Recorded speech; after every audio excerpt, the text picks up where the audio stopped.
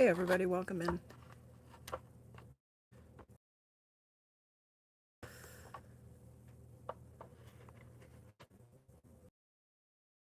Those usual arguments you seem to have with YouTube every time about the permissions and about the orientation.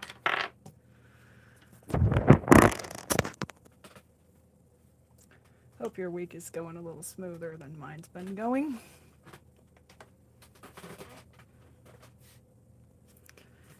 Let's just get set here. I like to put the chat on all messages. If you guys aren't familiar with that, there's a little menu with 3 dots and you can scroll down and you can choose top messages or all messages.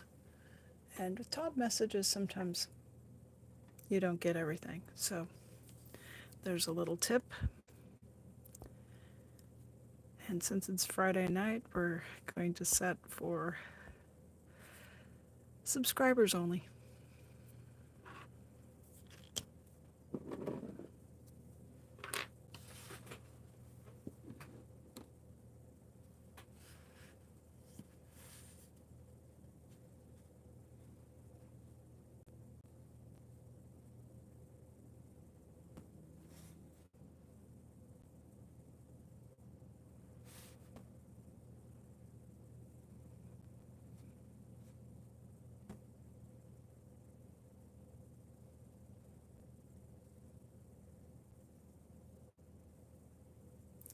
And I'm just going to get started here and sketching some pebble shapes out of this field of watercolor media.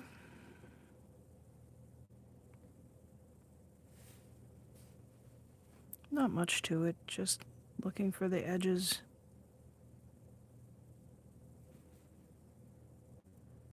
Trying to bring my attention to the place where the pen meets the paper.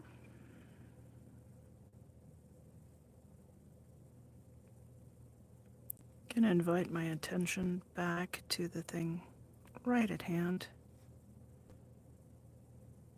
And this week, boy, my mind wants to run a lot of different directions.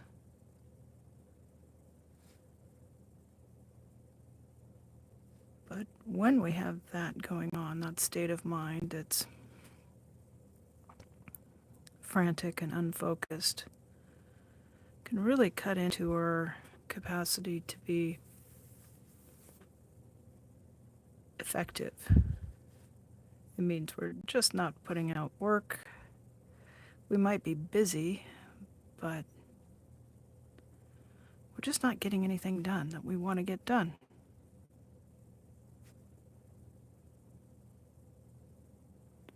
And that adds to the frustration, that adds to the feelings of stress and anxiety. So that doesn't make you feel very competent or calm.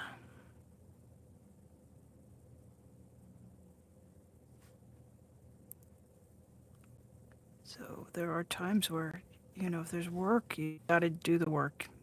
And there are times where we have a little bit of breathing room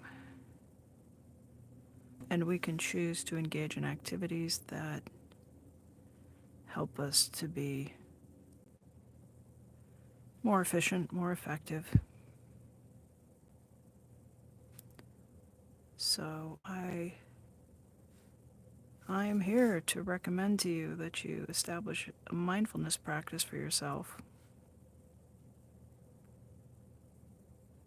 Whatever that means for you. Could be so many different things. Could be a little 5-minute walk. Maybe go outside of your office, walk around the parking lot. Hopefully it's not too unsafe in the parking lot where you work. Could be putting a little paint on paper or drawing some circles. Could be prayer. Could just be sitting and quietly asking your body to just do one thing, to just breathe in and then cycle that breath back out, take another one.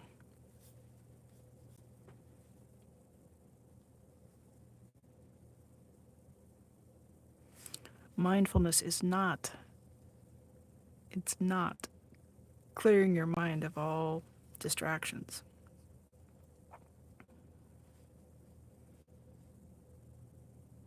It's a very difficult, if not impossible, thing to ask of your human brain. Its job is to think about a lot of stuff all at once. So it's going to do that. You're probably not going to be able to stop your brain from thinking of lots of things. But what you can learn to do is, on top of that activity, you can learn to ask your brain to, wait a minute.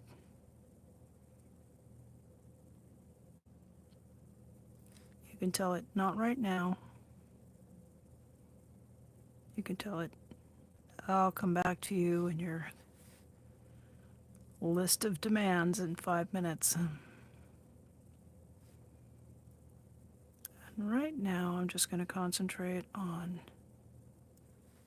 the pen on the paper, putting my right foot ahead of my left foot and moving my body weight forward as I walk.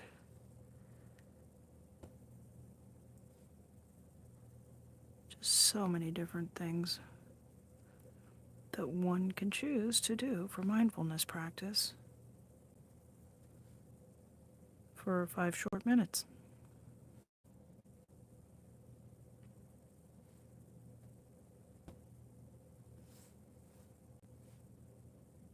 And I won't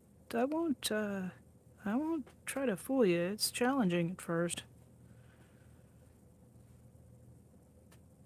Might feel frustrating or some sort of negative sort of a feeling. But if you stick with it over time, in pretty short order actually, you get pretty skilled at it. And you'll start to see benefits from it. Maybe a little bit more patience, a little bit more focus.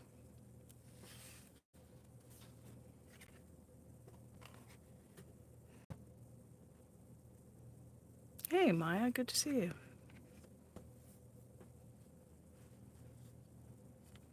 I know, here I am. Maya says, hey, there you are. I have been away from the live stream all week. I think first week in a long time, I didn't even hit the Tuesday, Wednesday morning.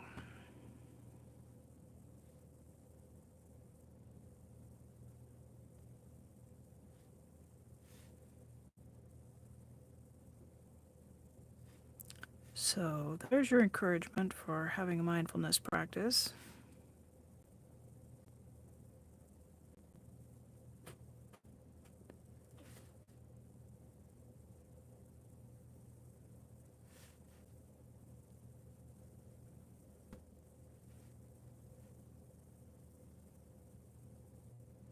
And what else do we have on the menu?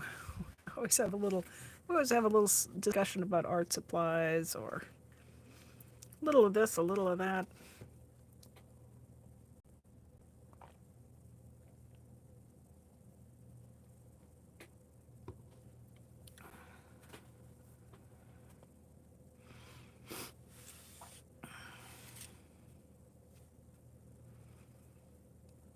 I had a parcel arrived from one of the places that I like to buy art supplies from, and I've swatched most of the new paint and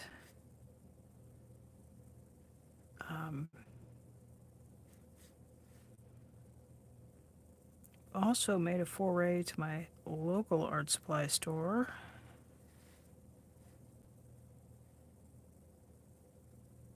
And it's been a bit of a mixed bag.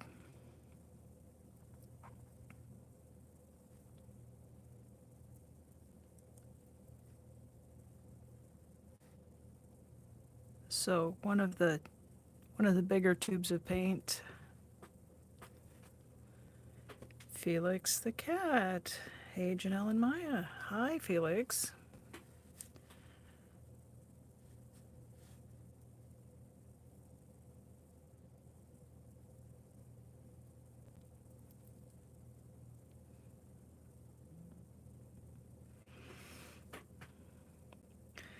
Maya says, you know, I'm here for the art supplies. Well,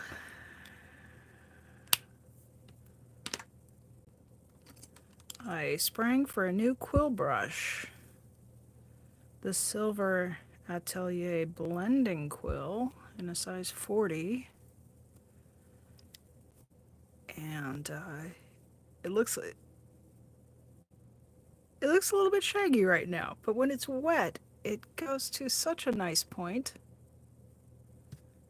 So I dropped a 20 on that bad boy. And then you know how I am. I do love the economically priced quill brushes.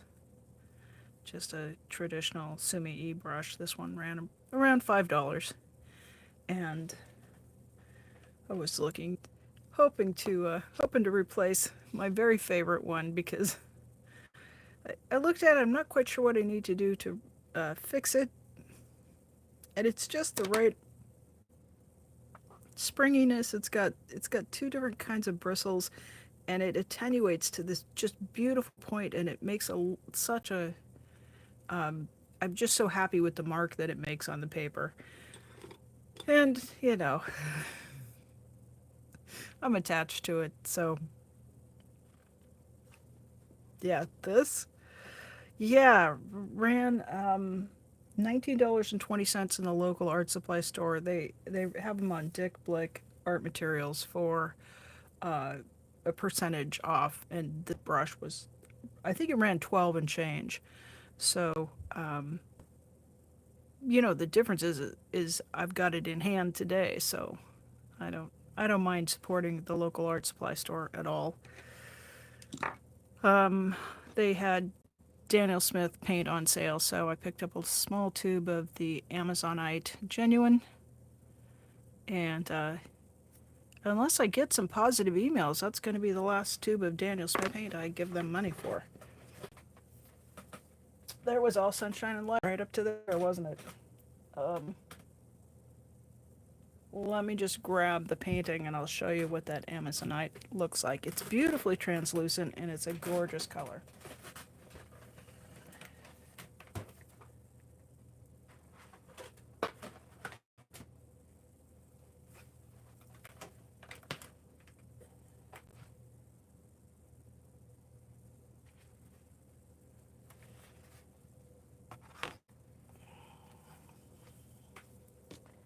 So as far as I know, nobody else is making the paints that are like the Primatech line and Daniel Smith, and I might still buy a few tubes of those. But anything quinacridone rose or anything that I can buy someplace else, I will buy someplace else. So I've used the Amazonite to fill in with these very translucent pebbles. I wanted them to look like they'd been through a tumbler, right? Nice and smooth, shiny, not too much in the way of rough edges. And then I mixed up a range of these golden colors so that they would look like maybe pieces of citrine or yellow topaz, golden topaz, or maybe even pebbles of amber.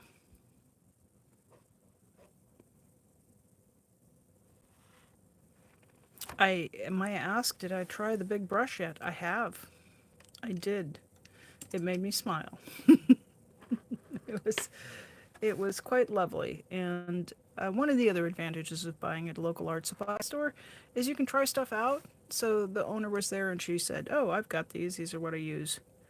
back in the studio, so she went and got her folder of brushes out, and I was allowed to dip them in water and see what the stroke was like, and it's a good thing because I actually ended up going with a different size than what I thought I wanted to have. But so one of the tubes of paint that I got recently was lapis lazuli genuine, and when I uncapped the tube, nothing happened, which is very unusual for Daniel Smith paints. I think every other one I've uncapped, I have either needed to have a half pan ready or I was swearing because I didn't have a half pan ready, because when you uncap them, they just gush out of the tube. So you need to have some place for them to go. You can't just open it and have a little peek. And I just know that their paints tend to be overfilled in the tubes, so much so that they kind of, like I said, make a run for it. And yeah, Maya says they are a bit explosive. So when I opened this tube, nothing happened. I mean, I'll open it right over this painting.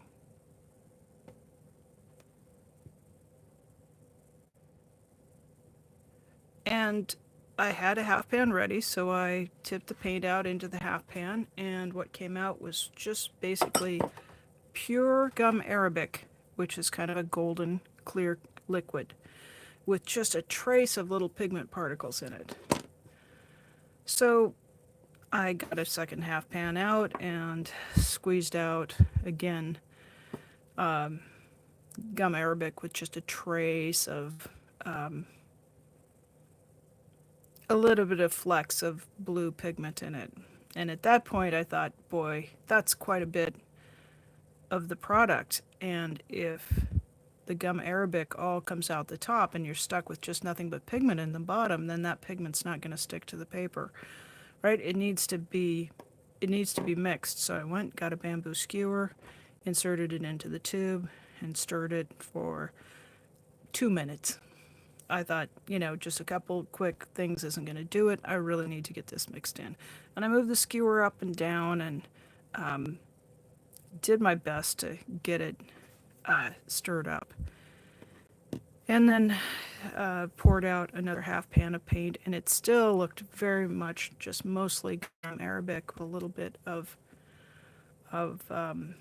yeah, I don't know if it's an older tube because it's not shop worn, but I did send the crimp number to the company, and I got zero response. I mean, I had to hunt all over their website to try to find a way to contact them, and I thought, this is not a Jerry's Artorama problem. They fulfilled the order. This is a Daniel Smith problem, so I took my complaint to Daniel Smith. And even after mixing it all up, the next half pan came out, and it just still felt like it was mostly gum arabic.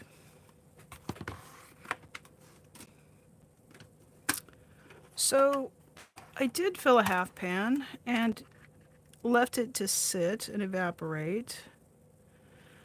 And what I noticed was when it dried down, this was full to the brim. I had it up to the edges. And when it dried down, it's down to about half. So it lost half its volume to evaporation. So that ratio of pigment to water is not what I see in the other Daniel Smith paints. Now, I did use out of this, I used enough paint to paint approximately 2 by 2 square inches. So not a lot, but I mean, you can see at the surface of it, I've wetted it and had brush in it a little bit. But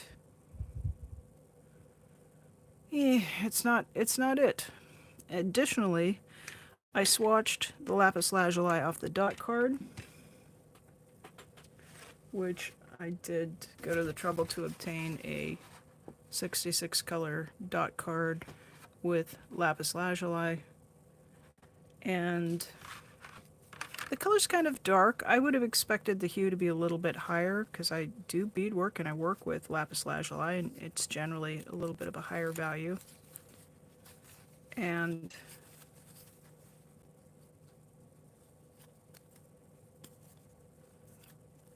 so here are some of my swatches. So this was the swatch off the dot card, and you can see it's pretty light, but it's got a blue color that's in the lapis lazuli range. And I thought, well, I hope maybe with the second wash it would be a little bit brighter. It was also described as being having some sparkling particles in it, and it's pretty much just flat. So here's the wash for the paint out of the tube. Barely even shows up there, right? It's considerably lighter than off the dot card. And the samples off the dot card, they're pretty faded usually compared to the tubes, because it's, you know, it's stuck into paper and it's a little bit hard to wet. So I squirted some out of the tube and then took a paintbrush with a little bit of water and made this little splotch. And you can see, even straight out of the tube, it's still not like the dot card. Right? It's not just me. I think it's just, it's got some, oh, Felix, it was good to see you for a minute. I hope you have a nice restful sleep. Yeah. But the color's off, and it was very, very dull in the painting too, compared to the other Primatex. And to read the description of it, something's not right. And if that's right, then the descriptions in the dot card needs to change. And so after getting no response from Daniel Smith, I then contacted the company that I bought it from, and by phone. They've done a couple of other returns for items that came damaged, and very quick to respond and to take some action.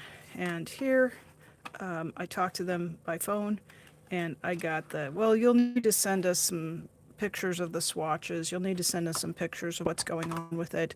And then no response. And prior to that, my contacts for customer service with this company were very, very quick. So I wonder if it's just, so Maya asked, did they forget to put the pigment in the tube? I mean, there's part of me that wants to just squirt this whole tube out and just take a look and see what the heck is going on with it.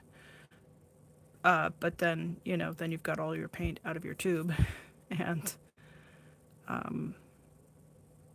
I don't know. If I get no response, we might just do a product breakdown on the Daniel Smith lapis lazuli, and I'll hashtag the heck out of it. And you know, I don't have a ton of reach, but I guess if I save one person from dropping, you know, $22 on a tube of paint, and they save their money and buy something that works better for them, it'll be worth it.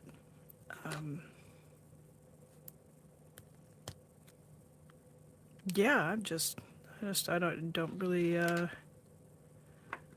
don't really know what to think of that. And then the way it performed in the, you know, in the painting, where I've used all of the other Primatech paints that worked so beautifully. I guess for me, I'm quite an emotional painter, and I really, you know, something like this is just kind of put me off my stride and taken a lot of the fun out of what I was doing. So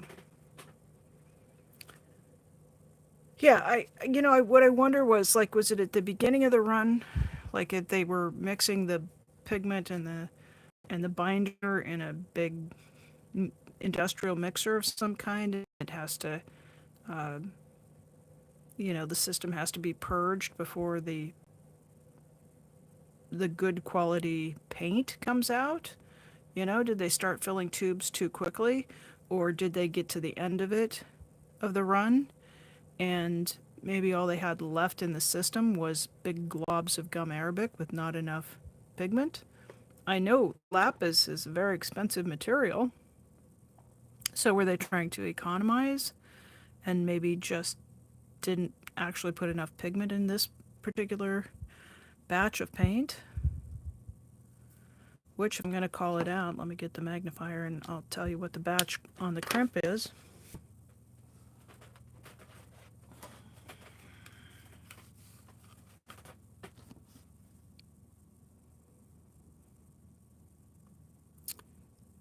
We're looking at 146440 for the crimp number.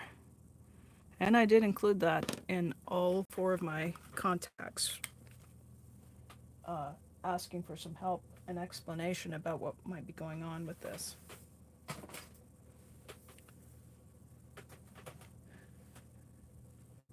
So, yeah, there's that. Maya says, and it is stupid expensive. Yeah, I think it was just, I think that's the thing. Like, if this had been $14, I think I would be, well, I tried it and it was not great. But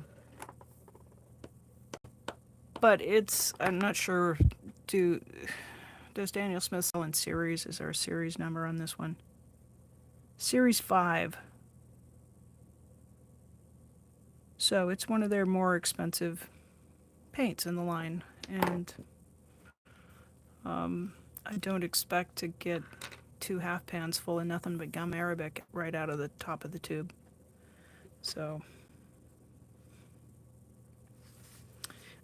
Maya, no, don't do that. It only comes in the 15s. It's not like you can get it in a 7 and just see what it was all about.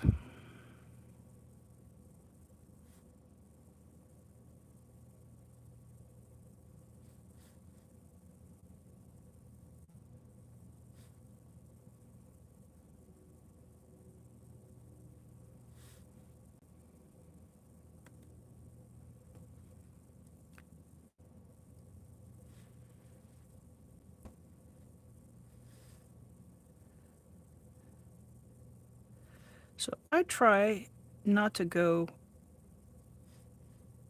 to that mode of saying, I demand to speak to a manager right now. I tend to go to the mode of, there's a lot of places to do business. There's a lot of companies to trade with. And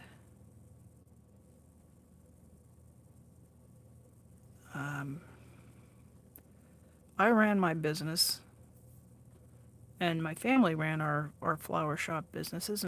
And when I had my own flower shop, I ran it this way, which is that not quite the customer is always right, but that I never wanted my employees to tell somebody no. Yeah, can you deliver there? Yes, we can make that happen. Yes, is it too late to deliver something today? Nope, it's not too late. I mean, you solve those problems, right? If somebody wants a bouquet delivered and your driver's gone home for the day, either you take it or you call, I used to call Yellow Cab. And I'll tell you, if somebody wanted a bouquet delivered that day and the cab cost $25, most customers were willing to pay for what it cost to get the thing done. What they didn't want to hear was somebody go, nope, our driver's gone for the day. Oh, we'll send that on Monday, right? When you tell people no, they just go, okay. They hang up the phone and they call the next flower shop on the list. So I think I probably have pretty high standards when it comes to my expectations about customer service. And I'm really willing to just take my business right down the road. I don't think it's just me. I think things have really changed in the last 10 years in terms of absolute lack of give a shit about when customers are asking for something to be done and I'm just running, run across business after business where the people that are employed will just look at you like, dead fish eyes and go, yeah, no, I don't care. I'm not going to make that happen. And I've thought of anything lately in the last decade has made me feel old. It's that shift in customer service away from, sure, we'll try to help you, to, no, we just don't care, and you're being rude for asking us to do that. So,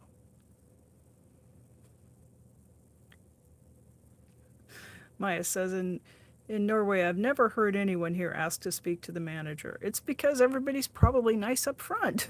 You never have to. You go in, you say, can I get a cup of coffee with cream and sugar? And they say, sure, here you go.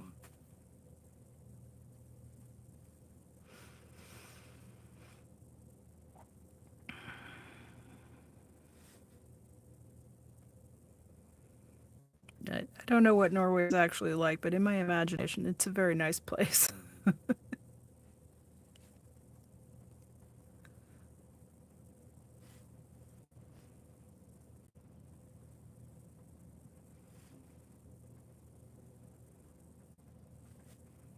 It's like, called the pharmacy earlier this week, and I tried for 15 minutes before I finally got somebody to pick up the telephone, because the system would just put me onto some sort of a god awful menu that was just playing just wretched music, and then about every 15 seconds it would come in with an ad for a flu shot or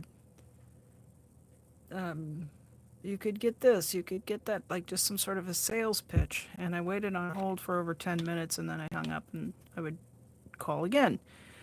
And I finally get through to a human, and they say, pharmacy, hold, and just click right back into the god awful music and ads. And I probably waited another 15 minutes before somebody finally picked up the phone and said, yeah, are you waiting for something? Yeah, I think I could have called a cab and been delivered down to the front of your store, walked up to your counter, and still had 20 minutes to dick around looking at your point of purchase bullshit before somebody actually asked to help me in the amount of time I've been waiting. But, no, great. Could I get a refill? And can you tell me if there are refills available? It was like, it wasn't a complicated bunch of questions. And, I was like, boy, if I'd had an employee who had phone manners like that, they wouldn't have been my employee for very long. Because half the time people call, they just want to know what you're. Yeah, hi. How can I help you today? Yeah, how late are you open? 6. Oh, good. I have time. I will look forward to seeing you. Thank you for your call. I mean, really, it doesn't take too many more seconds beyond just shouting hold at somebody and then um,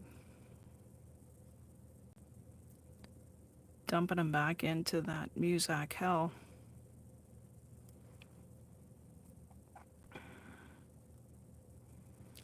And if it is a more complicated question, most of the time you could say, alrighty, I can help you with that. I've got someone at the counter who's ahead of you. Do you want to hold, or would you like to leave a number, and I'll call you back as soon as I finish with the person who's already here. And most of the time people would say, I'll be happy to hold. And then you do that. Like you get back to them, or you call them back, and really it helps your customers to feel like they're valued.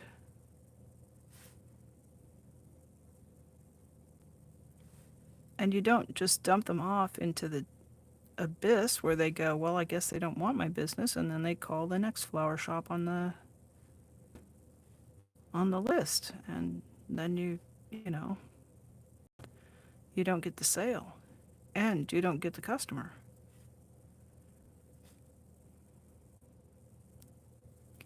But somewhere along the line that changed. And it didn't change for the better. It changed to something that is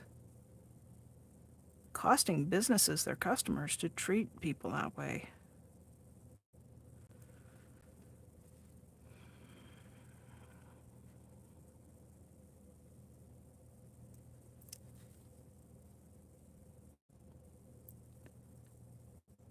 So I guess that's the back in my day story for the day.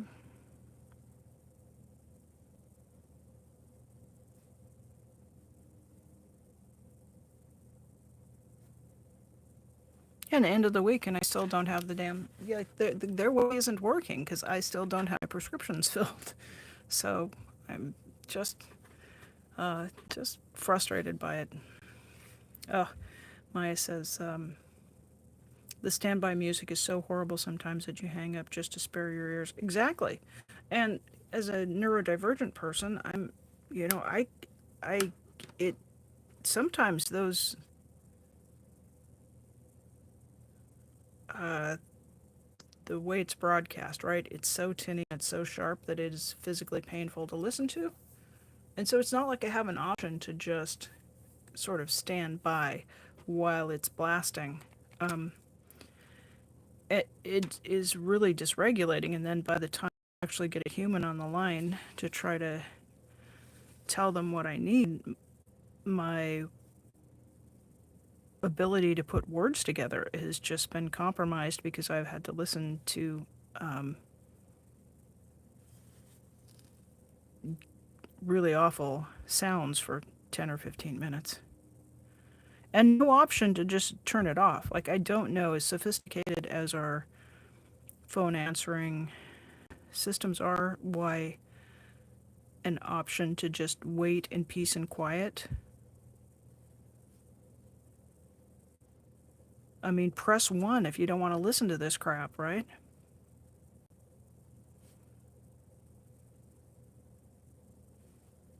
It would certainly make it a lot more tolerable.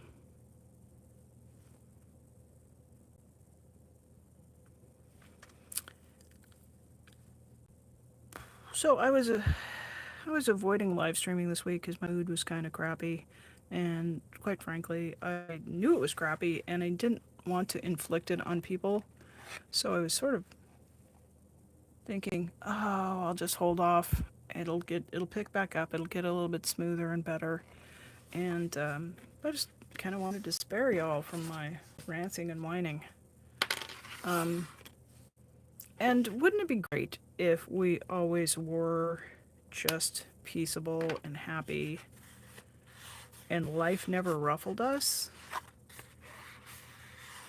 But it doesn't matter how calm you are, it doesn't matter how much mindfulness you've done, it doesn't matter how happy of a person you are in general, or how chronically depressed, or any of it. Life just, some days are just going to be rougher than other days, and life's going to be more challenging some days than other days. So I guess I wish I was just sunshine and roses for you today, but I'm not. And it'll be different next week. It might also still be kind of crappy, but it'll be different kind of crappy. That's what I've learned in a long life, is that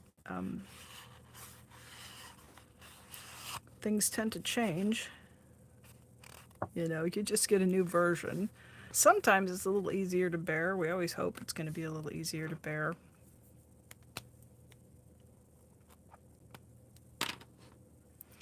But you just don't know. You don't know until it gets here.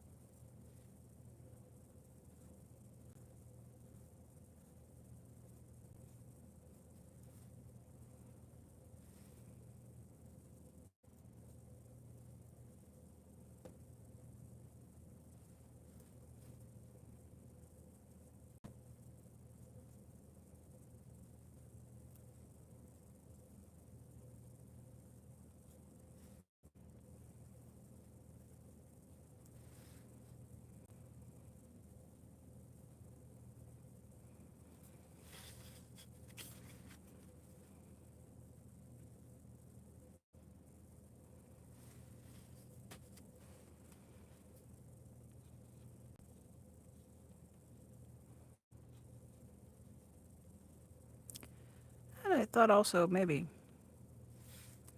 if I mixed it up with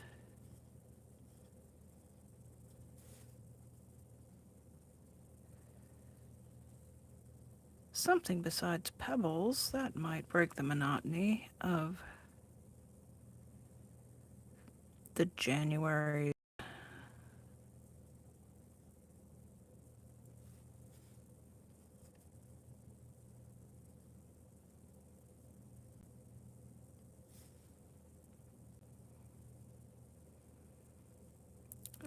When I first started, I want to say maybe the first 10 or 15 live streams I did some flowers. So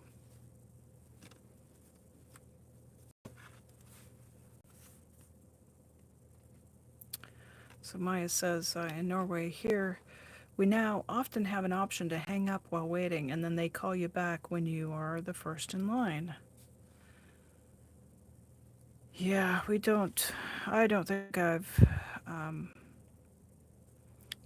I've encountered the option to leave a voicemail, and then we'll call you back. All calls will be answered in the order in which they were received, and um, then when you find out, they go, "Oh yeah, we check those at 4:30 p.m. and then 11:30 a.m." So um, it's okay if it's something that can wait a day, but it's not great if you need something done fairly soon. So,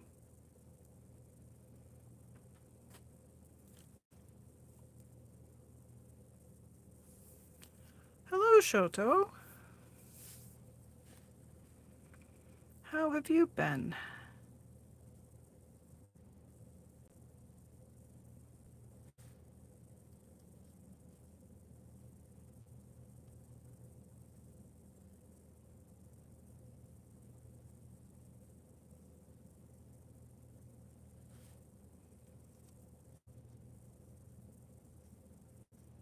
I think so many people. Well, I got through the week. And we won't talk about the $400 that I had to spend at the auto repair place.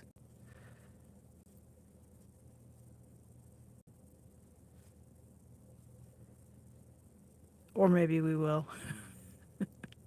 So I went to get my air pressure checked while I was waiting for the pharmacy to track something down, which the pharmacy did not track down. And while I was there, they looked at the tires and said, "Oh, there's a problem." And it was a problem left over from some $4,000 worth of repairs that I had to have done to my car at the beginning of last year. But 2 new tires and an alignment later,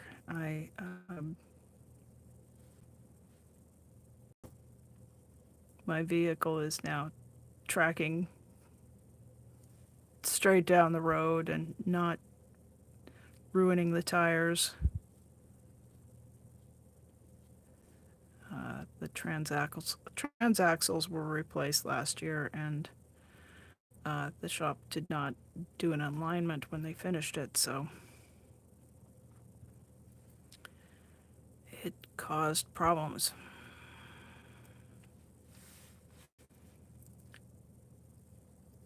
When it comes to problems with a car, that always translates to money out of one's wallet. But the good news was they were able to get it done that day when I was already out at that end of town. I was already having to wait 2 hours on the pharmacy, so I just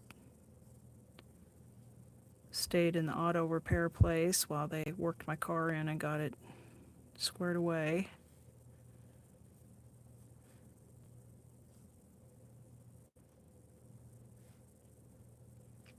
I did look at them with very pitiful expression on my face and said, "I've bought tires from you guys since I was 20 with my first car, and can you find any discounts?" And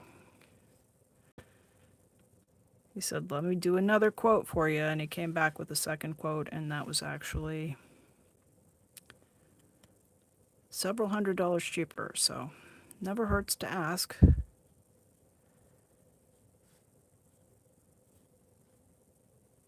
Could have been worse. And best of all, my car handles really nicely now. Was a lovely drive home with a view of the mountains, and the sun was out.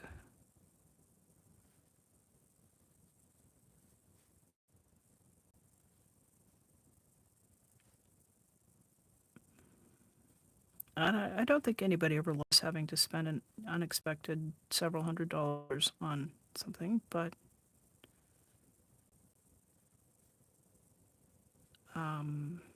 wasn't completely awful. Oh, it's been a long time since I've drawn flowers, and this, it feels very rusty. That's okay, right? Because it's just a piece of paper.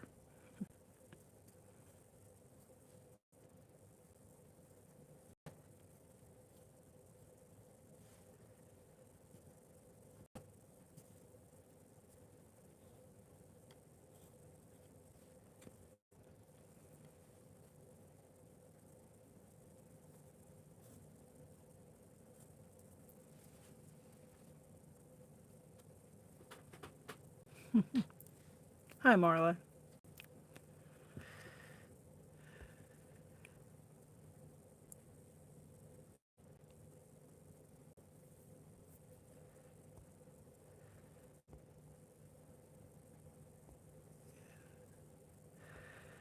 So yeah, well, I had been Maya says you got to go in your brain and just put it in a drawer, and it just went someplace.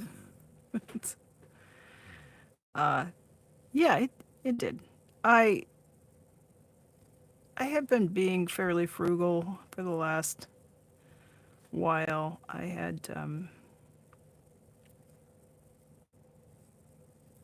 know some of you know I shared the story that I was dating somebody, and it turned out he was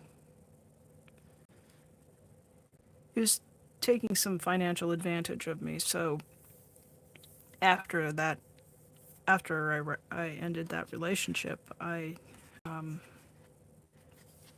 just got very disciplined about squirreling away money, and so I had managed to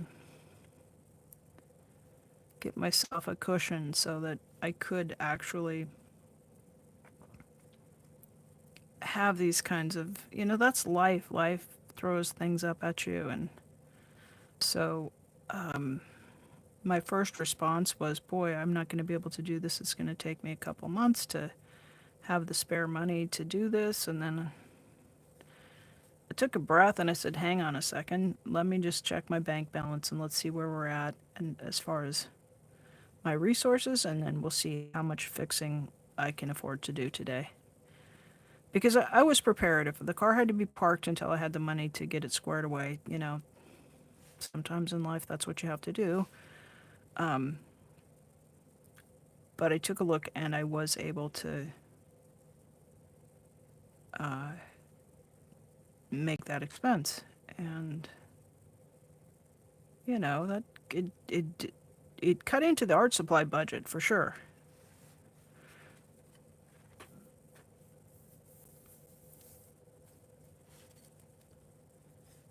And don't get too scandalized by this, but sometimes in life, hey Ernest, well I got a new alignment and 2 new front tires this week, so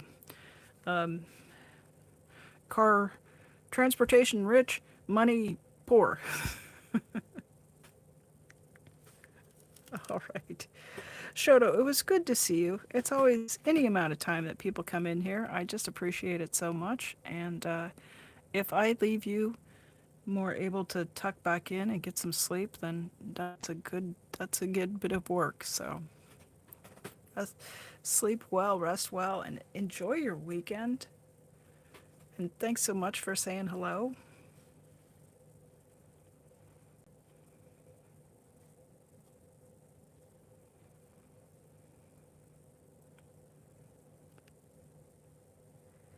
Yeah, so I had a little mad money set aside, you know, for the buying buying of art supplies, and that that did get chipped into just a little bit. Um, then I was talking with Maya, and we came up with a way to take way to look at it. It's like the uh, the car is just kind of an art supply getting tool, so it counts. So I think if I stretch my brain really far, I could just make my brain stretch and go, all right, tires for the car that I use to drive to go get the art supplies. All right, it's art supplies. Does that count? You guys, please tell me it counts. Ernest says I branched out from Pebbles. Well, you just we started with Pebbles. We'll see you next time, Shoto. Yeah, so we got to Friday though. How are you doing, Ernest? I feel like I just have been sort of busy and I've missed Turner's usual evenings the last several days, and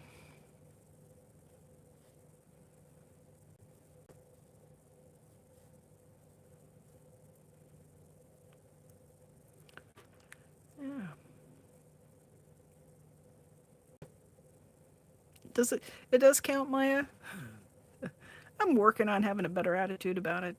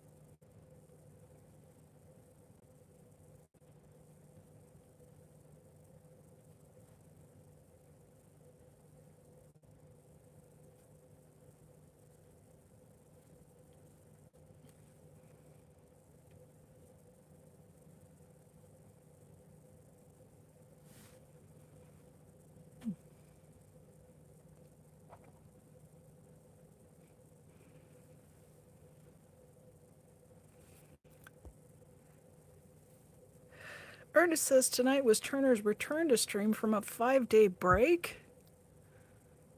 Well, how'd I time that? So I took a break and Turner took a break. So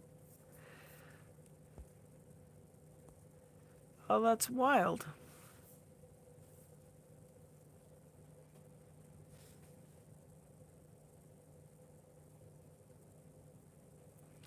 Yeah, I've been checking in on other live streams, but I've just been kind of tired out, so I've been watching and not a lot of chat.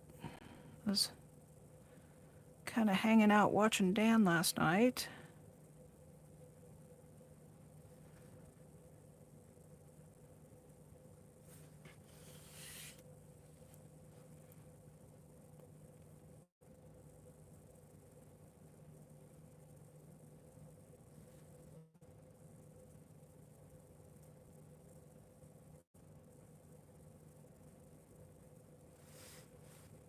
It's kind of sometimes it feels a bit like I'm being antisocial if I'm just watching without chatting, but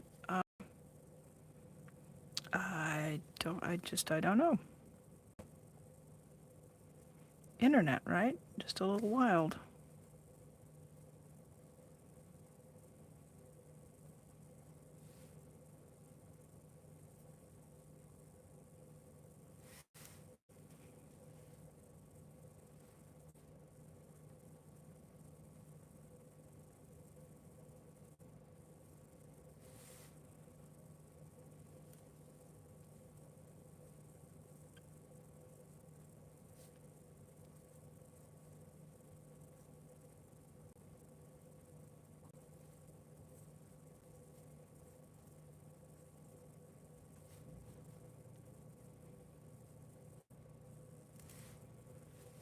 So there's not a lot of rules about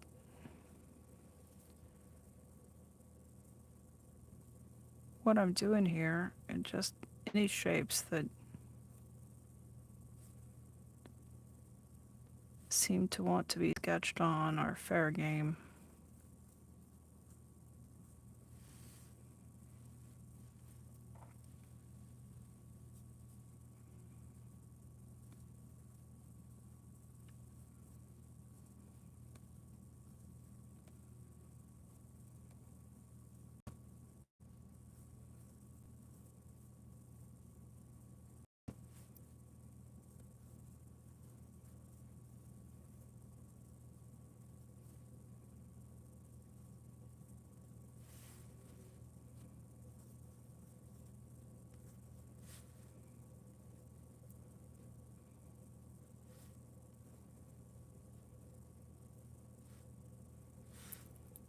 So some of these flowers have a center and some petals around that center, and then some of them are just these fluffy sort of like a hydrangea or some imaginary flower. We don't know what it is.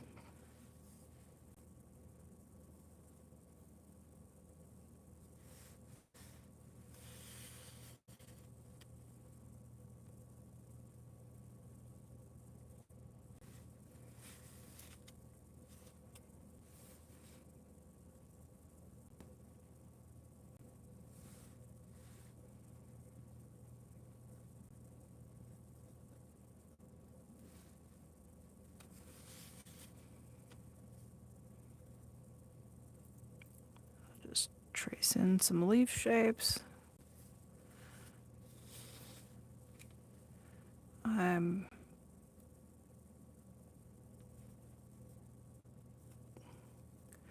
going to fill in the little veins on the leaf with a slightly smaller pen.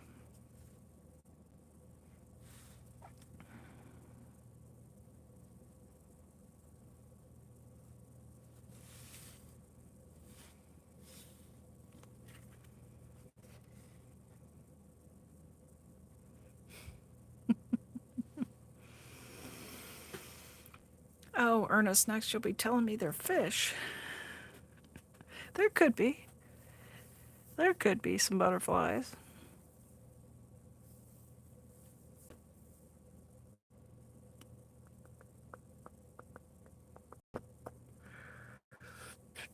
My brain's playing the shoulda game. I should have left a couple of blank spots and I could drop in a little bit of orange and we definitely could add some butterflies.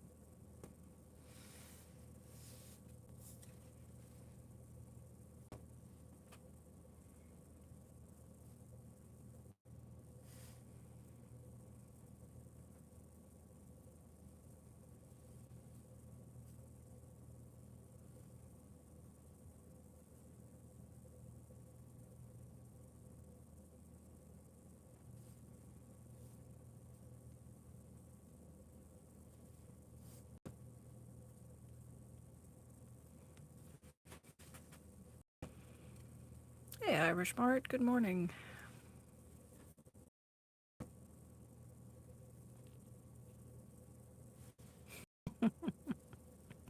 They, they are a bit different, aren't they, Irish?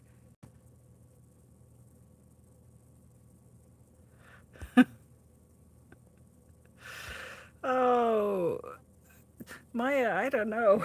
We we haven't seen that fella back since. I still, yeah. it's- I hope when he comes back, he tells us exactly how to paint rocks underwater.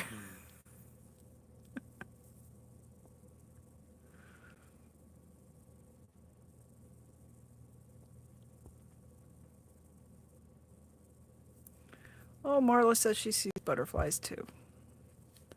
I'm thinking like I don't really see them, but I'm seeing some little spots where I could put in some. I love orange, pink, and green together, so I'm thinking to leave some spaces, and then I could use the Gansai Tambi as gouache, so it would cover the underneath layers.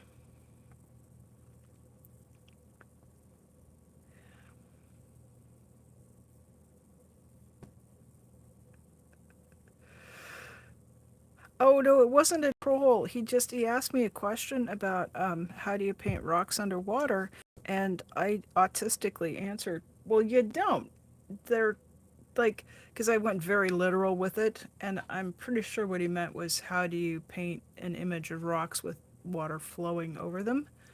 And I mean, I just like went whole hog down the, well, like you couldn't use this kind of paint or that kind of paint, and you'd have to put on a scuba suit and somehow make the rocks dry. Like it just went, I just, no, I just went a little bit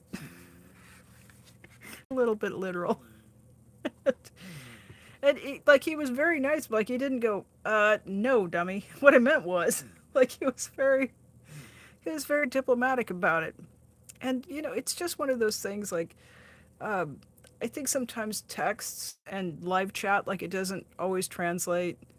Like, I mean, how many times have we seen crazy translations from live chat?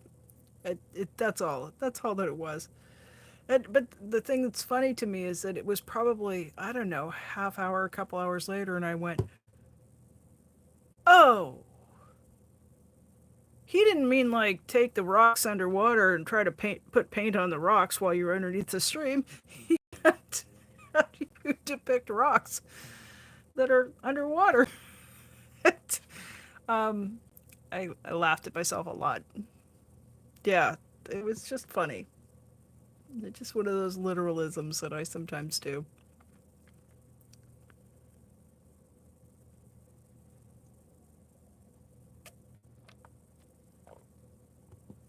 Yeah, I'm not sure. Marla says, that's like me with the junk journals yesterday on Mama Opal's stream. I still don't quite understand junk journals, but I think it's like you take all of that cool old shit that you've got sitting in boxes, that ephemera and the ticket stubs and the little bits of this and that, and you assemble it into an art journal. And if it's that, then I'm all over it. It did. Just I get broken with laughing from time to time, which is way better than me getting broken with being bent out of shape about a tube of paint. I would much rather be that, you know, goofball on the internet instead of, yeah, 20 minutes of. Yeah, I'm not sure about the concept of the purpose on the junk journals other than I think if somebody would just say, uh, it's just a cool way to organize and to keep all that stuff that you picked up that you don't want to throw away. Because that's the thing. Like, I pick up the cool stuff, I'll go, oh, golly, sorry, I have such a dry mouth right now. Um, like, I'll pick up a business card or I'll have a ticket stub or just a little scrap of paper. There's something about it that is charming and delightful, and I just want to keep looking at it because it's inspiring. And there's no good excuse to hang on to that stuff. If anybody else came into my house, into my workbench, they'd go, "Why are you? This is this goes in recycling. You know, this is not. And I would go, no, no, no, no, no. It's a thing. I want to keep it. Right? So if a junk journal is just a place to put all of that stuff that somebody else would throw away, but you know is good stuff, uh, okay, let's make those now.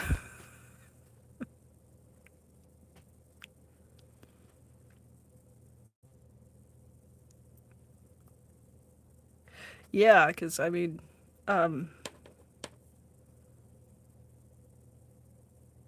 yeah, it could have some really. I want to get the littler pen here. It could have some.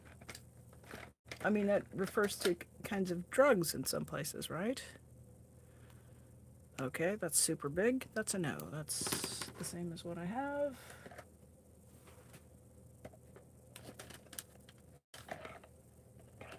That's something completely different. Yeah. But I kind of do that with my art journal, the one and a half of them that I've made, so I'm really no expert. But um, yeah, my the first art journal that I got completed was just full of mementos from a mostly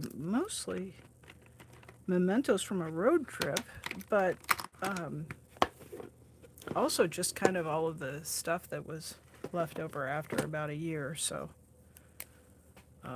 And then getting to the end of that, it was so satisfying, and I have pulled it off the shelf and looked at it and thought fondly about the parts of the trip that were worth thinking fondly about. So I'm glad I put it together. Um, the journal was, oh, it's like the Ranger one with the mixed media paper in it. So I started with a complete journal, so I think that's what makes it maybe an art journal instead of a junk journal. So I think with the junk journals, people tend to make those out of stuff that might otherwise have been recycled.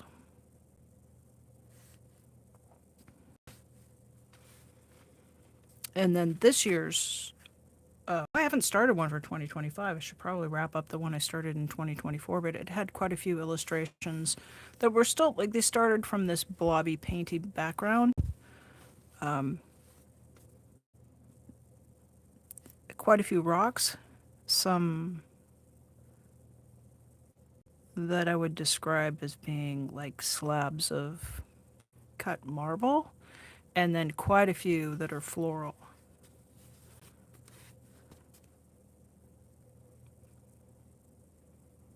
And I probably could just punch 3 holes in a couple of the pages that are still loose and just put the date in it and call it done. There wasn't much travel last year because of the recovery and the heart stuff.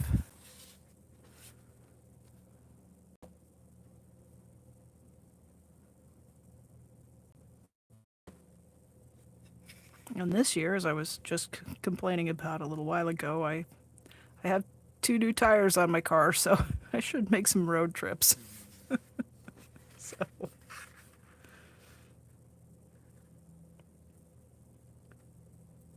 I'm with you on the art journals. Um, let's see.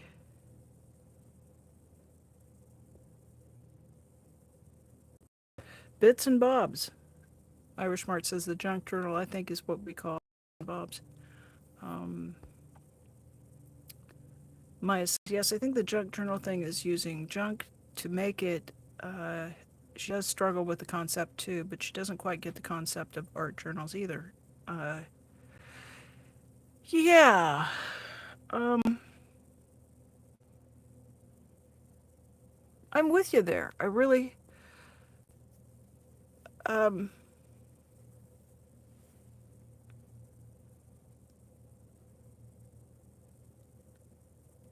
Maya asks, are art journals meant to be made from stuff that has a meaning to you, like for memories? Yes, they can be. They can also just be. I've seen people make them from samples that they make while they're taking classes, right? Where you might go to a little class at the art store and you learn a new technique, and then you've got a page that, you know, maybe you learned how to do a stenciling project or how to use a new product or how to do ink blending. And so those pages get incorporated. Let me grab my art journal from 23 and show you what I ended up with for mine, because it's kind of fun.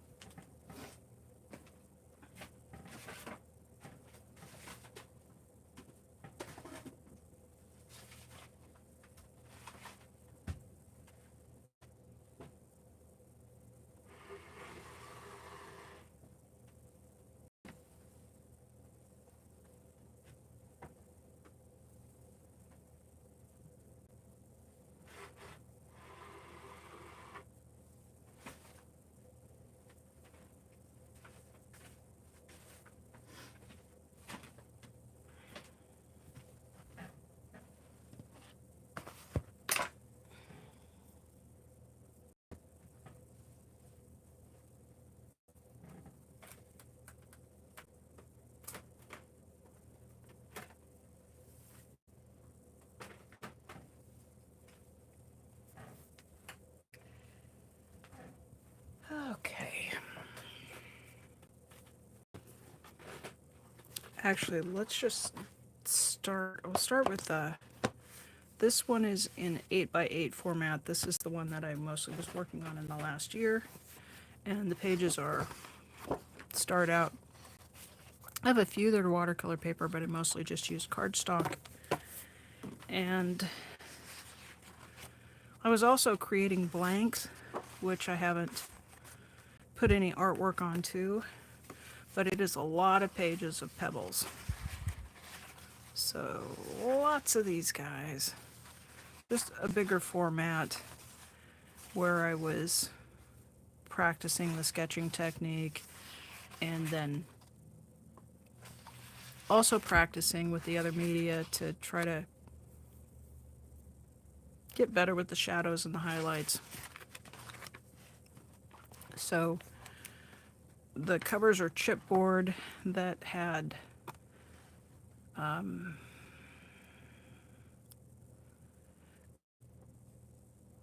I've collaged papers onto them, and they're things that are probably not immediately meaningful to look at, but this is part of the insert from a string of LED dragonflies that was a gift from a friend.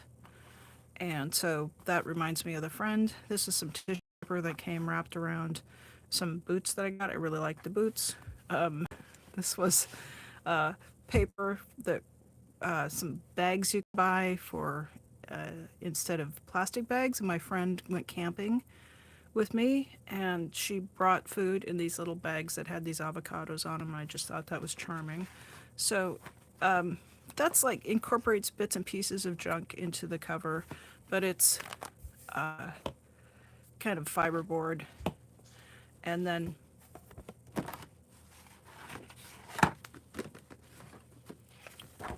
so these are the things that look like pieces of maybe a slab of marble, if marble was ever pink and green and blue, which it might be, I don't know.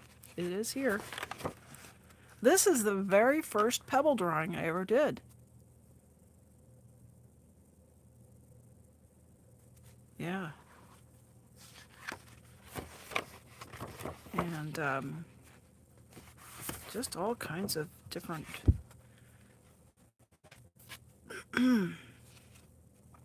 yeah, different color combos. And I was doing a lot of these in the weeks after I had the heart procedure, and I was really not allowed to do much of anything. So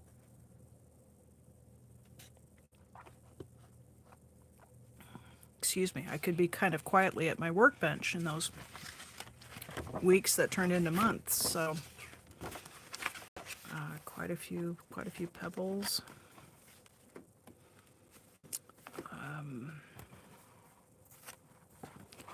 This piece includes, like, there's some pieces of maps for places that I traveled.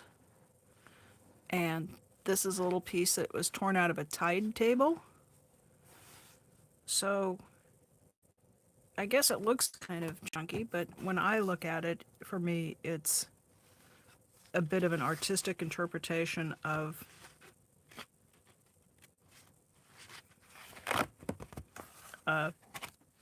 little pieces of paper that trigger my memories.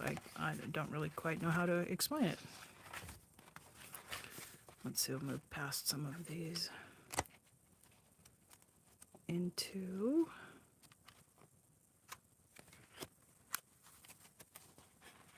maybe some of the pages that are a little bit more interesting to look at.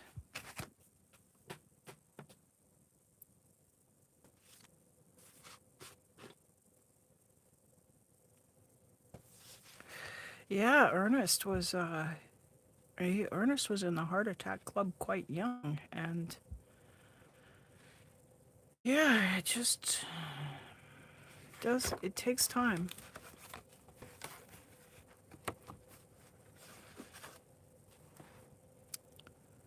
So some of these pages that I've created collaging the bits and pieces of paper, I've gone ahead and then done a little painting on them. So that's for me where it starts to transition into an art journal.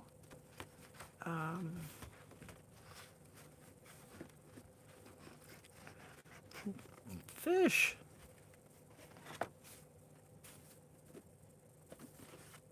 Fish, fish, fish.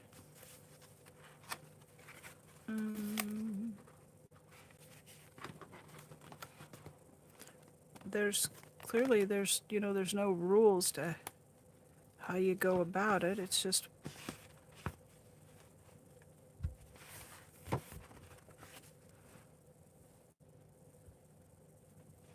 on any given day, whatever the mood was that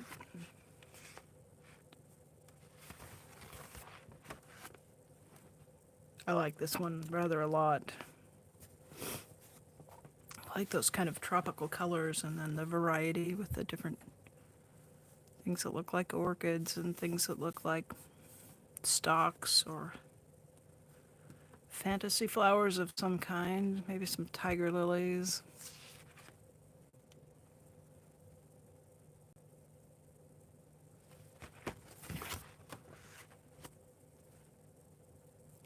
Love purples and greens together. I think green is, like, to me, that's a neutral. Like, green just seems to make most everything look very beautiful.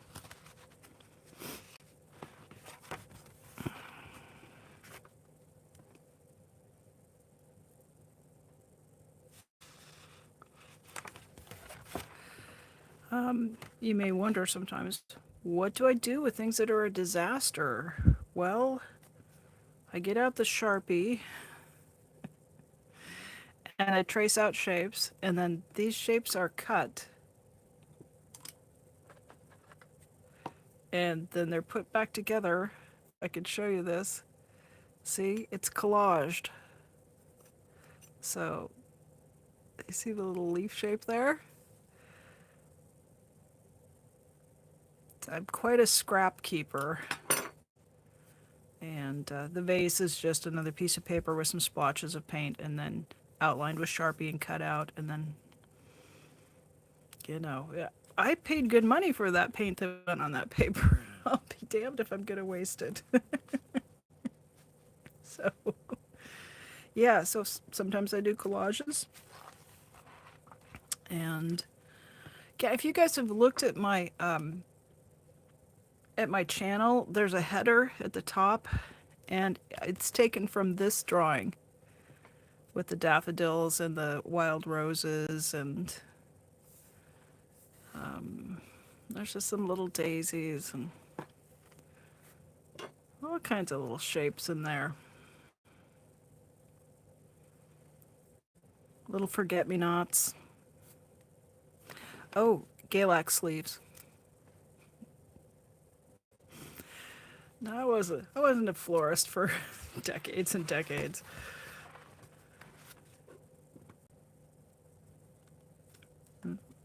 This was one of the first things that I did when I got the Gansai Tambi, trying those out, and they're such a different paint. They perform much more like a, I assume like a gouache. I've not used much gouache, but they're fairly opaque.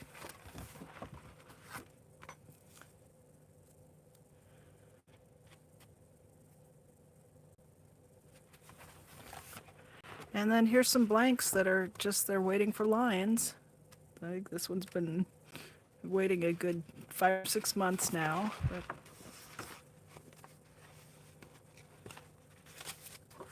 yep. So sometimes the blanks will have, yeah, you can see these are quite deliberately leaf shapes, and then I've left some space to do some flower heads up at the top there.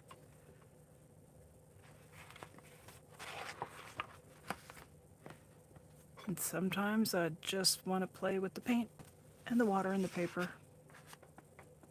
It's not a delicious color.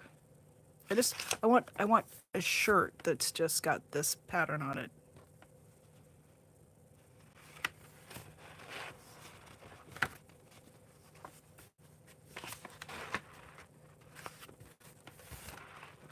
Yep, this one's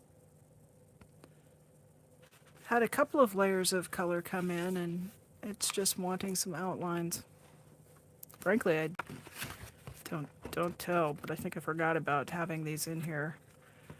And these chipboard pieces, you can get them in all kinds of shapes, and they come with the 3-hole punches, so it's just assembled with some binder rings. And this back section, I thought I would be tacking in some receipts or tickets and stuff. So it's mostly, well, this was a page I pulled out of an old art journal, or a workshop I'd gone to, and we'd done collages and very quickly, and then I added some ephemera to it and painted some flowers on it, kind of in Van Gogh style. But these pages that are commercial paper, I thought I would fill these up like they were scrapbook, and a couple of them I've done myself, but nothing has gone in here. So I will probably pull these out of the journal and just use the pages that I've made myself. So I don't know, I don't have a lot of ephemera from this particular year. So that's one way to do it, just sort of a loose leaf, make it up as you go along kind of a deal. And the one from the year before was this official Ranger notebook. That it's going to be a little bit hard to get into the whole picture, but you see it, like I collected stickers from my travels, and then I've also done some sketching on the cover. And inside, I've got a map glued here. There's a little envelope that you can open and put stuff in there, but stickers, right? I love the stickers. So some stencils, some rubber stamp stuff,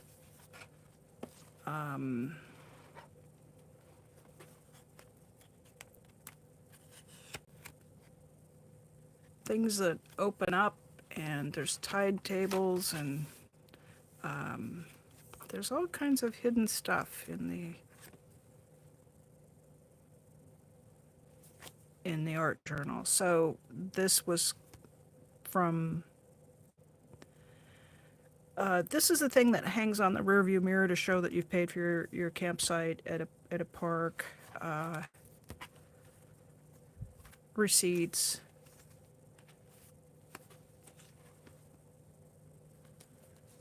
Trail maps, and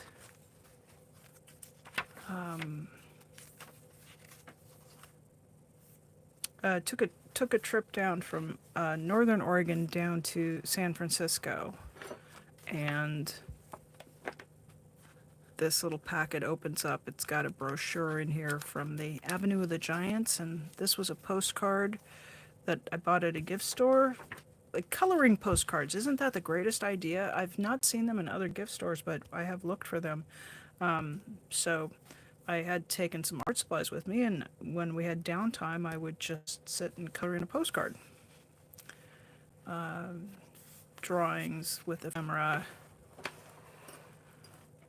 So this is what I think of as a classic. It's art. Well, I don't. To me, it's an art journal. It's a scrapbook. And again, here with the pockets and a trail map and just things where I could pull out a little surprise. For all those stickers and all of the... I take a lot of pictures, and I tend to buy a lot of postcards, because sometimes with postcards you get scenes that are wherever you're visiting, but it's at its absolute best. I mean, it still looks beautiful while you're there that day taking pictures, but sometimes your pictures are a little flat. So I always buy some postcards. Another one of those coloring postcards.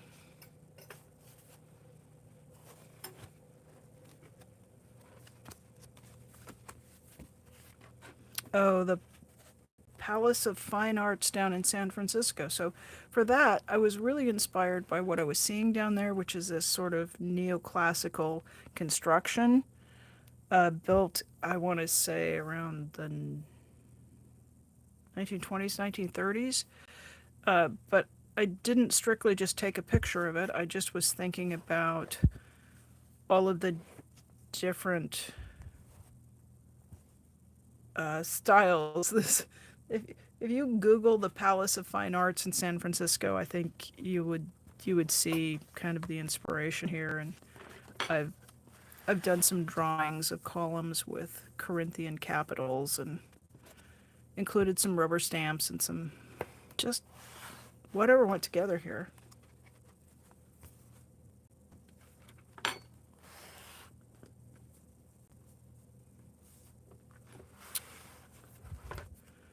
More postcards.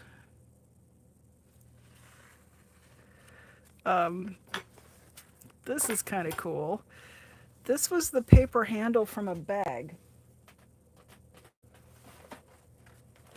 You know, a gift bag that has one of these handles. It's twisted paper. So this was a gift bag from one of the things I bought along the way, and I just untwisted it and had this wonderful texture that reminded me of the tree. So I used collage technique to make a tree. There's something called the shrine tree that you can actually drive your car through down in the redwoods in Northern California.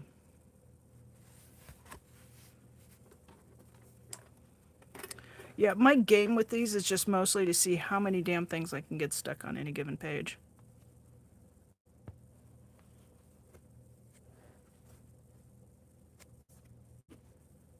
Yeah.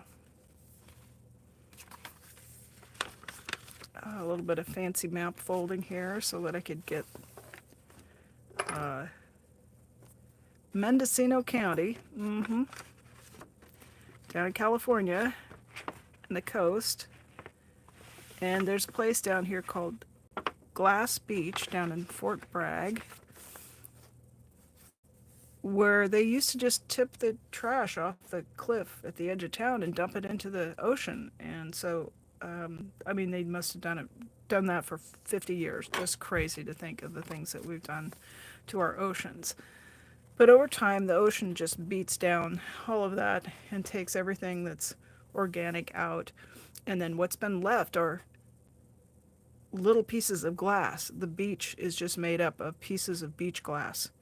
And it's quite lovely now that the ocean has tried to heal itself from what we did to it. Trees of mystery with some lungs with, if you look carefully, there's some trees drawn on the lungs there. That was just a photocopy out of an old anatomy textbook, and It's just my way of representing the trees being the lungs of our planet. Let's see, that page is maybe a little bit, keep that page to myself. The California poppies, they were blooming all over when we went down. It's the state flower. Up in Portland, you've got the Powell's books, and here's a map of Mount Hood. Now we're back in Oregon. Oh, here's something fun. If you ever come up to Oregon City, it has a municipal elevator because the town is sort of divided by a cliff, and the elevator takes people up to the neighborhood up on top of the cliff, and so you can ride it down to the downtown, sort of Main Street, or you can go up to the residential area up there, and it's free. It's really cool, and I love that kind of nerdy stuff. This may be one of the first Pebble illustrations that I did. It's got some different papers collaged in there for a Pebble Beach that's made of Cobble Beach is what it's called, and it's at the Yaquina Head. So just a little bit of information there. All the rocks on the beach are pieces of black basalt. Yeah. So you could just put about anything you want in it. A little piece of grass from beside the Eel River down in Northern California, and I also made little booklets that tucked in so that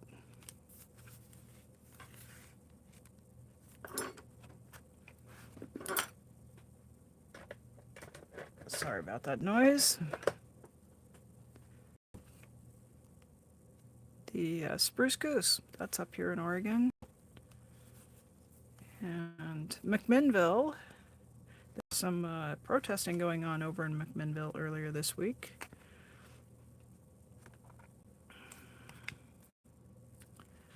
The Hood River, or Columbia River Gorge. And just lots of pockets. I really went big with the pockets on this one.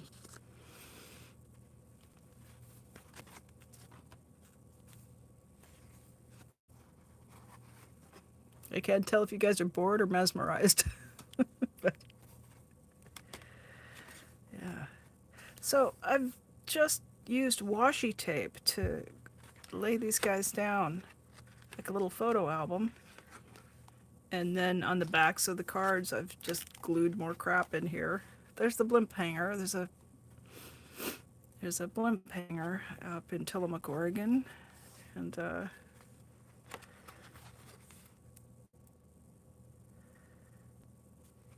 yeah, people doing stuff, going and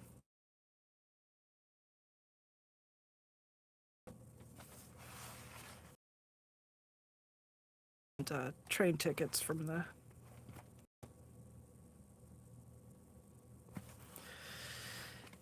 I like trains.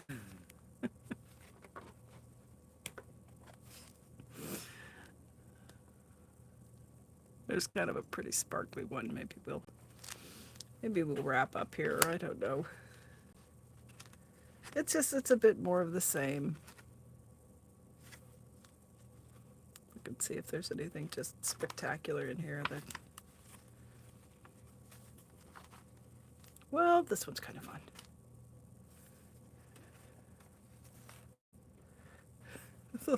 Those postcards were so much fun. That's a banana slug.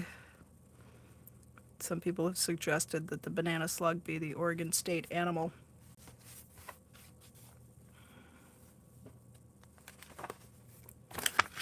And, just about anything works.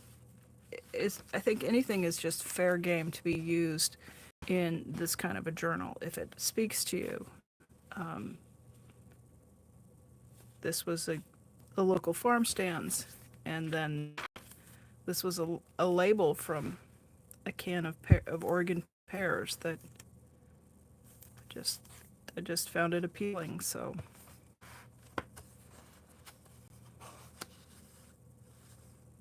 yeah, more pockets, more junk.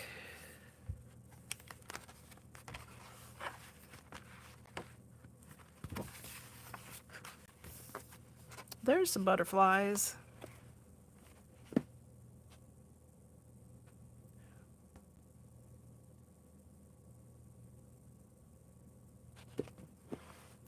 Yeah. Remember this day, take joy. I am today what yesterday has made me. Tomorrow I shall be changed by today's experiences. Mm, mm, mm, mm, mm.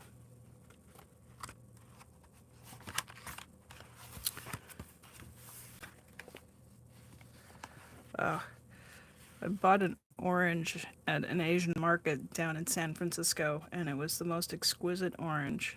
I tell you, it was very different from the oranges that I buy in the markets up here.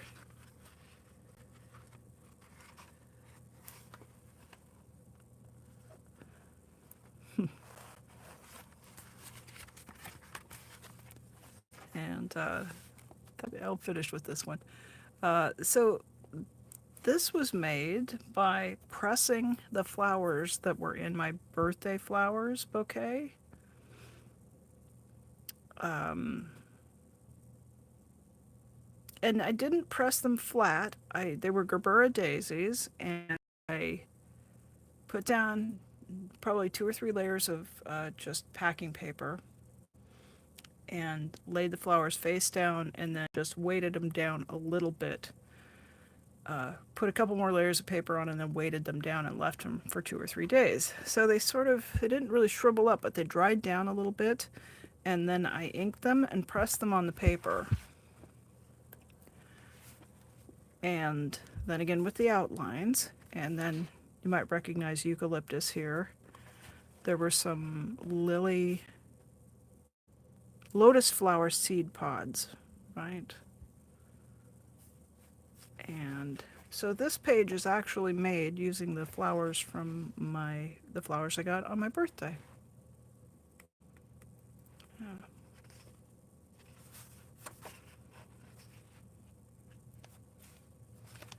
So, yeah, I just don't know. I mean, I just came to it again and again and again, sometimes with a pile of stuff that sort of um, kind of went together, and sometimes just what was at hand and just worked. I don't know if I can get this under here. You can see like how chubby this journal is. And I took pages out of it so that it would I mean, I probably took 15 or 20% of the pages out of it in the hopes of having it lay flat, and it just won't. This one is just going to be chunky and full of um, memories of the days that made that year.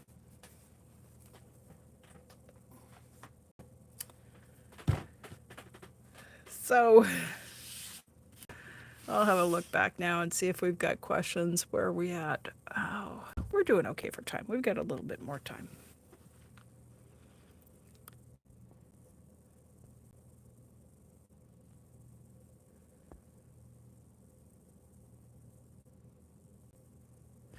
Yeah, so I think of a scrap journal as being something Victorian where the person making it didn't create too much of the content, where things were scrap paper or cards that were cut out and pasted in. I think a modern art journal or junk journal can incorporate pretty much anything that you can cut into pieces and tape to the page or glue to the page. And I used quite a bit of a permanent glue stick. I used quite a bit of washi tape. I also used polyvinyl acetate glue, PVA glue. It's a permanent glue. And I bought one of those bottles with a needle tip. Use that um, mostly to adhere things to the page. Um, I think quite a few of the pages, before I even started putting anything into the book, I took it outside to I have an outside work area on my back deck, and I took spray inks and glimmer mists, and stuff like Tattered Angels, glimmer mists, and um, big rubber stamps, and lots of archival ink.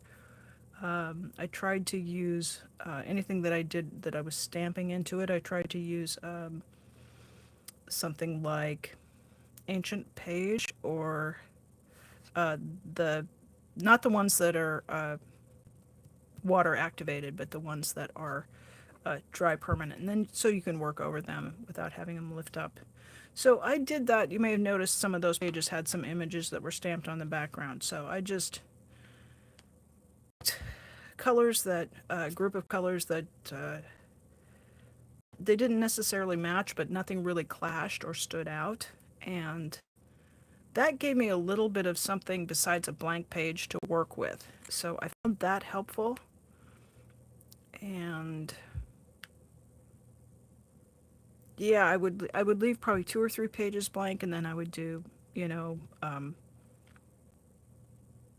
just to sort of create a background to begin building up, and that sort of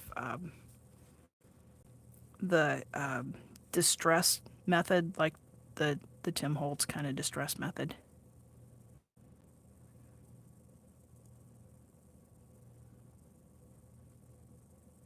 But I will say about those journals that there are a lot of pages in them, and they are very blank. So for me, I just find it helpful to find a way to start in that's not too intimidating.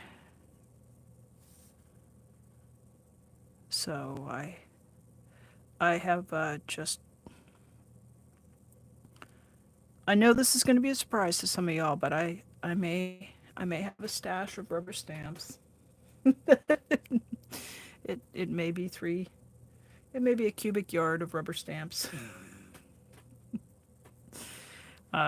It's really close. So I've been rubber stamping since the 1980s. So,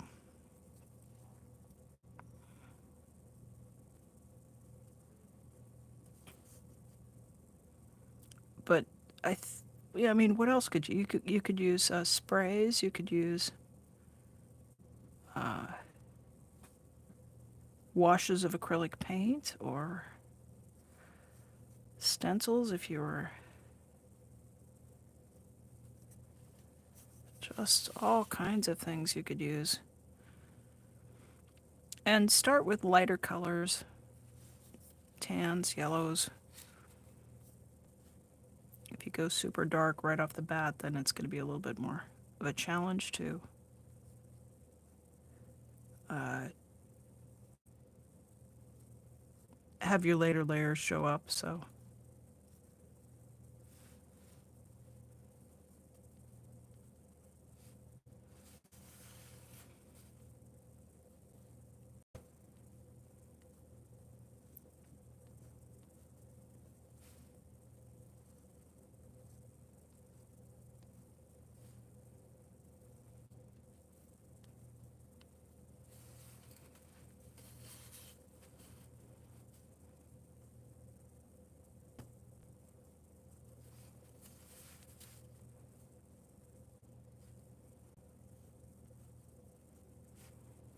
okay, any questions, comments, ideas?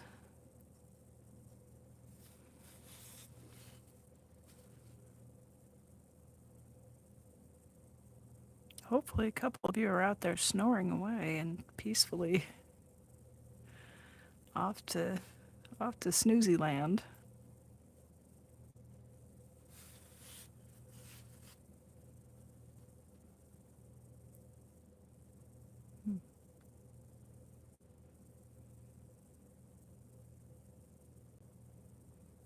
Maya says that thing reminds me of the school journals we used to buy. It was more like a planner, but we glued movie tickets and stuff like that in them. Yeah, yeah.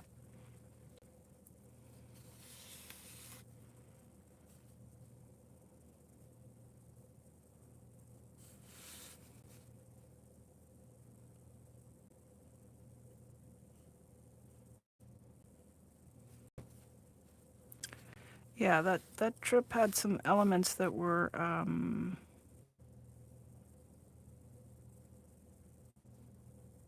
not great, but uh, there was a lot of good in that year, and there was a lot of joy that I had in traveling.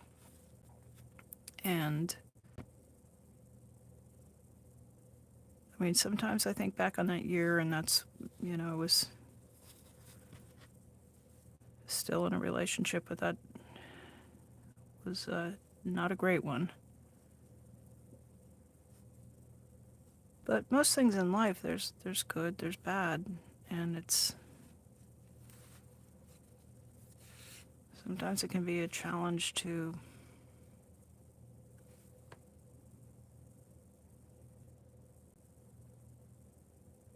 connect with you know, the better stuff. Hopefully to toss away the parts that were painful or just didn't work out. But sometimes it's really a shame to throw away everything that came along, and um,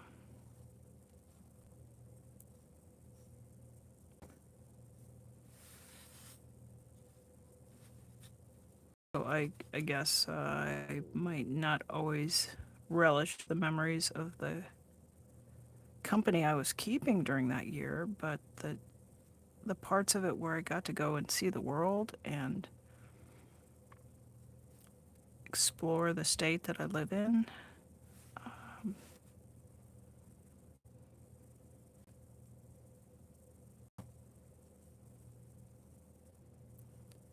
life really is just a mixed bag of stuff.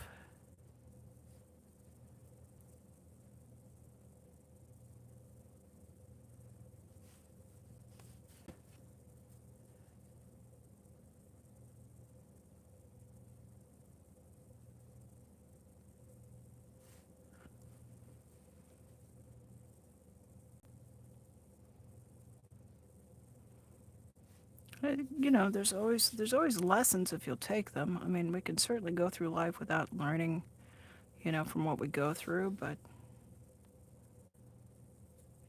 it took a while to work through how that situation had come about and how it had resolved, and there was a lot of anger. There was a lot of feeling like I was a dummy for not seeing it sooner and for putting up with it as long as I did.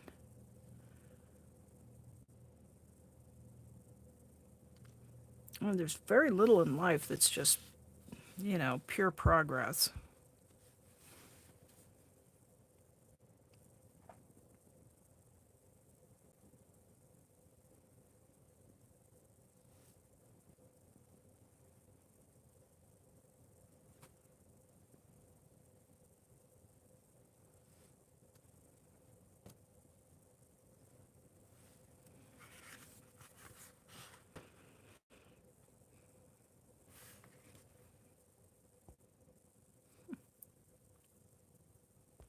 Hey, pondfish.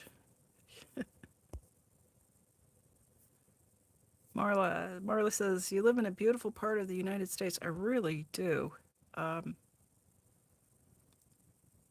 yeah. I had intended to send some photos out of my, because you have to kind of send them from the phone down to the drugstore and then go pick them up. So that's why there's some blanks in there where I was thinking, oh, I still want to add in a few photos, which I think I might still. And now that I've had a couple of years since when that trip happened, now I have an even like a more sweet sense of the things that were good about it. And I didn't do it last year because I was still really pissed off about how things went.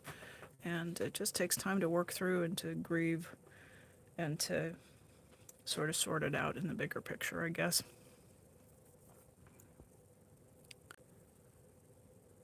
So somebody revived old rubber stamps. Okay. Well, that's good. I've taken pretty good care of mine along the way. And I find that like my old vulcanized rubber ones are all in really good shape. And ones that are breaking down are some of the photopolymer ones, those clear ones that I thought, oh, well, these look like they'll last forever. And you can take good care of them. And that it takes to degrade them is time. So if you buy those clear, and there's a couple of different kinds. There's, uh, I don't know the answer to this question right now. Put a star on the calendar. Janelle said she didn't know something.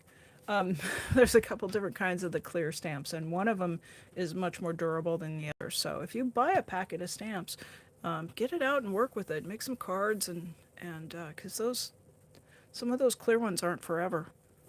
Mm. Yeah, I live in the Pacific Northwest. I've traveled Alaska. I've traveled a bit of California. I lived in Santa Fe for part of a summer, so I made that road trip down from the Pacific Northwest down through Utah. And I mean, there's so many different. The United States is such a large geographic area, um, and lots of different environments, from Rocky Mountains to the plains. And Oregon has high desert. It has beaches, and um, then you get down to Arizona, Utah, Santa Fe, and you've got these canyons, and you drive for days and not see any green. It's kind of it was a bit of a shock to my system not to see green that summer. I came back across the Rocky Mountains and then was like, wow, green. My eyes were very happy.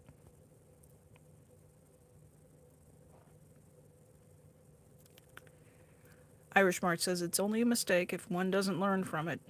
That is an excellent way to look at things.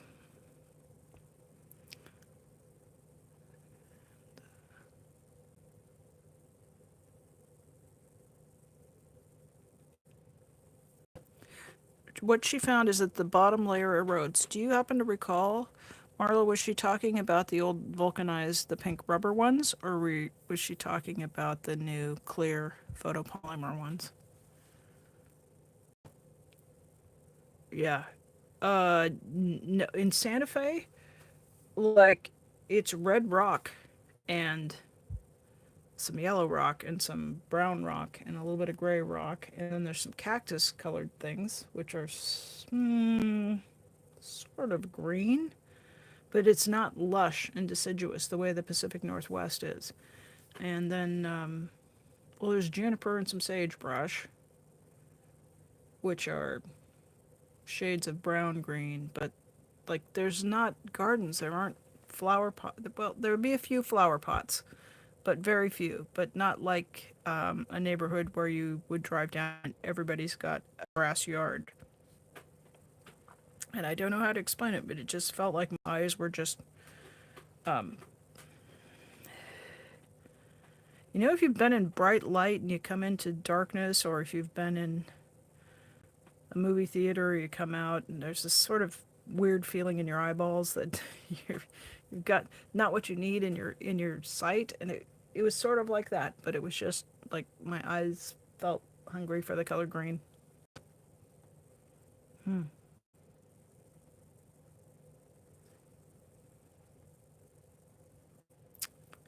Yeah. Were you? I can't recall when you came in. Did you get to see the part of my art journal with the Avenue of the Giants and the redwoods?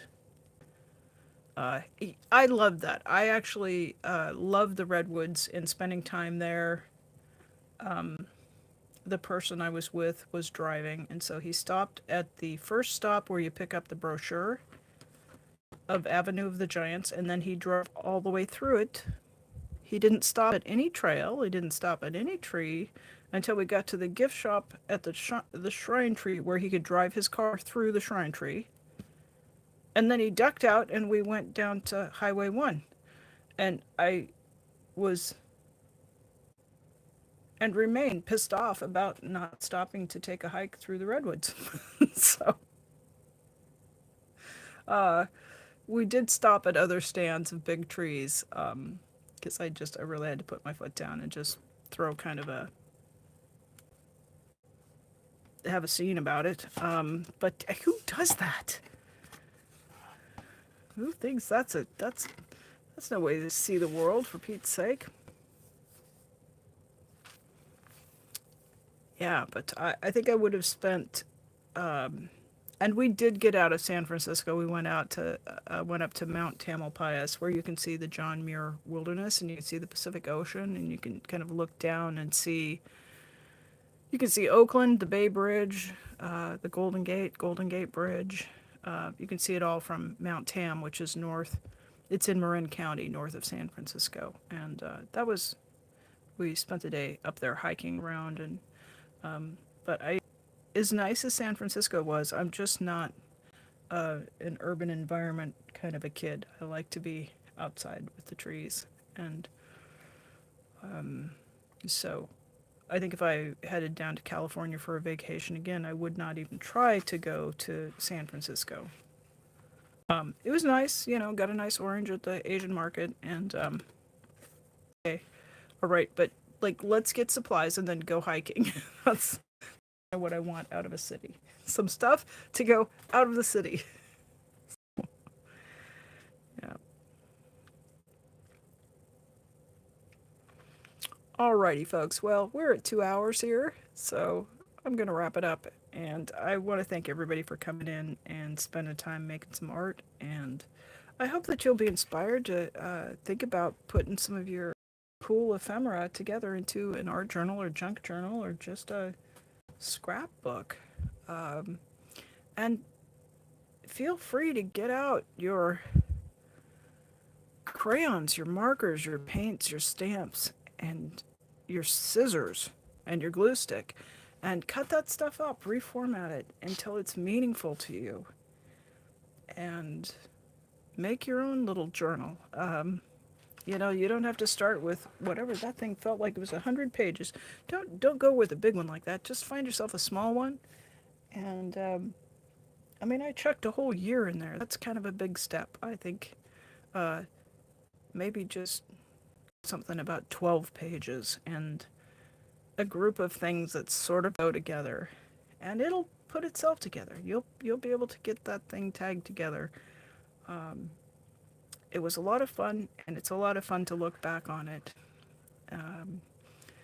Thanks, Maya, for, as always, for moderating this wild, wild crowd. Thanks, everybody, for coming in and talking art and hanging out. And again, my apologies that it was kind of a sparse week for live streams. We'll be back on it next week with the 3, and I'll look forward to hanging out with everybody then. Please leave your comments. Thank you for the likes, and thank you to subscribers. Thank you to people who just watch. Have an artful week. And I will see everybody next time. Bye now.